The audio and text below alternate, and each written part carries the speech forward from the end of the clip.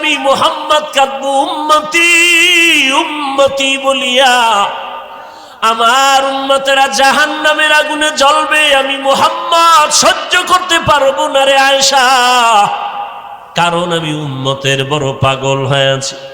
মেরাজের রাতে আমার উম্মতের আমি ভুলি নাই, হাসরের ময়দানে আমার একটা উম্মত জাহান্নামে রেখে আমি জান্নাতে যাব না। এরে নবীর আশিক উম্মতের দল, ও যুবক ও পর্দার আড়ালের মা বোনেরা ও বৃদ্ধ বাবাজি,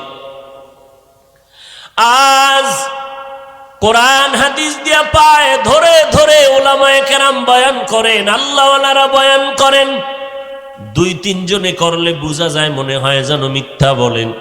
ও আল্লাহর বান্দা, বালিশে মাথা লাগাই একটা সেকেন্ড চিন্তা করিও, ঘুমের ঘরে লক্ষ লক্ষ আম্বিয়ায়ে কেরাম তো মিথ্যাবাদী হতে পারেন না, লক্ষ লক্ষ সাহাবায়ে কেরাম তো মিথ্যা কথা বলতে পারেন না, কোটি কোটি উলামায়ে আহলে হক মিথ্যা বলতে পারেন না।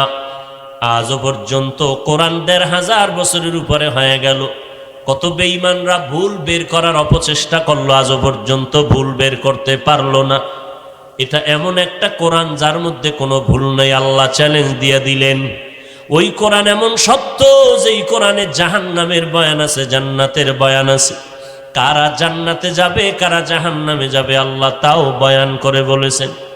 জান্নাতটা কেমন আরামের ঘর আর জাহান্নামটা কেমন ভয়ঙ্কর, এটাও আল্লাহ কোরআন শরীফের মধ্যে বিস্তারিত আলোচনা করেছেন। ও নবীর উম্মতের দল, আমরা তো নামাজ পড়ি, আসলে নামাজটা মানুষকে দেখানোর জন্য, নামাজ তো নামাজের মতোই পড়ি না। আমাদের আমল আখলাক শুধু মানুষের দেখানোর জন্য। কিন্তু যাদের আমল আমাদের জন্য আদর্শ, যাদেরকে আল্লাহ উম্মতের আদর্শ বানায় দিলেন, সমস্ত আম্বিয়ায়ে কেরাম সাহাবায়ে কেরাম উম্মতের আদর্শ। আবু বকর, ওমর, ওসমান, আলী, নবী বলেন আবু বকরের আমলের পাল্লা এতটা ভারী হবে, সারা দুনিয়ার মানুষের পাল্লা আমল এক পাল্লায় দিল, আবু বকরের নেকের পাল্লা ভারী হয়ে যাবে। এত দামি আবু বকর, সেই আবু বকর জাহান্নামের ভয়, হাসরের ময়দানের কথা স্মরণ করে নামাজে দাঁড়াইয়া দাঁড়াইয়া চোখের পানি ছেড়ে কান্না করেন। নবী বলেন আবু বকর আপনি কান্না করেন কেন? যে আবু বকর এত দামি, সারা দুনিয়ার মানুষের নেক আমলের থেকে আবু বকরের নেকের পাল্লা ভারী। ও আবু বকর, একটা বকরির বাচ্চা হাতের মধ্যে নিয়ে বলে, রে বকরির বাচ্চা, তোর কপাল বড় ভালো, কারণ তোরে বড় হইলে মানুষ জবাই করে খাবে, তোর মরণ নাই, জাহান্নাম নাই, জান্নাত নাই। আর আমি বাবু আবু বকরের ভয়, কিয়ামতের ময়দানে যেদিন হাজির হব কেউ আপন থাকবে না, সূর্য মাথার উপরে, পেছনে জাহান্নাম। আল্লাহ পাকের সামান্য সামনে, আল্লাহ পাকের কাহারিয়াত নামের সাইনবোর্ডের সামনে দাঁড়াইয়া হিসাব দেওয়া লাগবে।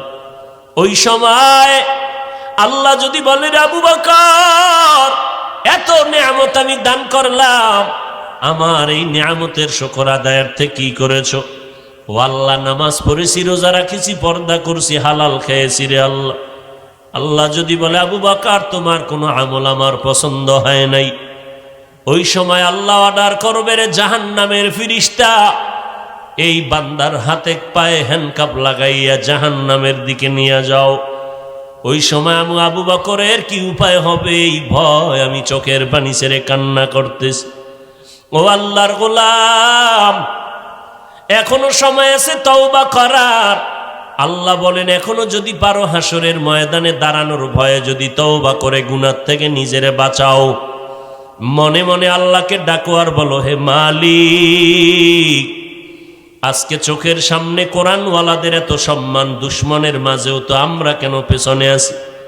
আমি বলছি না তোমরা সবাই আমাদের মতো হুজুর হইয়া যাও, না না, চাকরি করো, ব্যবসা করো, লেখাপড়া করো, ও বান্দা ইসলাম নিষেধ করে না, কিন্তু নবীর তরিকা মতে 5 বেলার নামাজ পড়ো, নবীর সুন্নত অনুযায়ী চলো, উলামায়ে কেরামের পরামর্শ নিয়ে নেক আমল করো। বলবেন এটা কেমন করে সম্ভব? একটু নজর করে দেখেন, আল্লাহ চক্ষু দিছে, আকল দিছে, একটু চিন্তা করে নজর দেন। স্কুল কলেজে পড়ুয়া কত ছাত্র কত ছাত্রী নামাজি আছে না নাই? আপনার মতো যুবক গাড়ি চালায়, ড্রাইভারি করে, নামাজি দাড়িওয়ালার অভাব নাই। আপনার আকলকে, বিবেককে জিজ্ঞাসা করেন, আপনি কেন পারেন না? আপনার আমার মতো যুবক শ্রমিকের কাজ করে, ড্রাইভারি করে, কৃষি কাজ করে, নামাজ ছাড়ে না, দাড়ি কাটে না, অভাব নাই। র্যাব, আর্মি, পুলিশ, বিডিআরের চাকরি করে, দাড়িওয়ালা নামাজির অভাব নাই। আপনি কেন পারবেন না রে গোলাম? এখনো সময় আছে তওবা করার। আল্লাহর কাছে তওবা করেন।